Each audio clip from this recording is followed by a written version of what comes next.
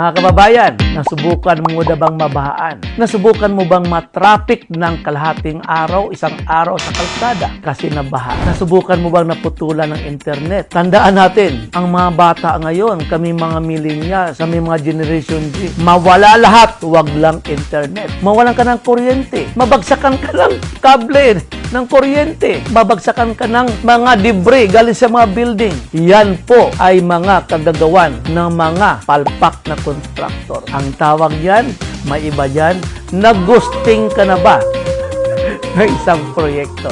Mga kababayan, magandang umaga po sa ating lahat. Ngayon po ang pag-usapan natin tungkol sa construction o mga kontraktor. Ang sarap talaga maging kontraktor. Ang sarap naka-Rolls Royce, naka-Range Rover, naka-Land Cruiser, naka-helicopter, naka-Gulfstream.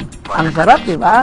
Pero ang kapal ng mukha nyo, yung mga nagka-Gulfstream na yan, naka-Land Cruiser na yan, yun pala, galing naman pala sa pandadaya. So, tandaan natin ha, bilang kontraktor, hindi dapat ganyan. Dalawang klaseng kontraktor, infrastructure or service contractor. Pero sabi nga nila, sa nangyayari ngayon, ang daming mandaraya doon sa infrastructure contractor. Lalo na sa flood control. Kalungkot, ang daming nababaha. Tapos kayo naka-helicopter, kayo naka-Range Rover. So tandaan natin, bilang kontraktor, mayroon tayong reputasyon na pinoprotektahan. May pamilya tayong masisira ang pangalan. May kumpanya tayong matanggalan ng lisensya. So sana po, bilang kontraktor, whether ikaw ay may pick-up license or may DOLE 174 na service contractor, ang number one nating iwasan na masira ang ating pangalan. Integrity, reputation ay primary concern natin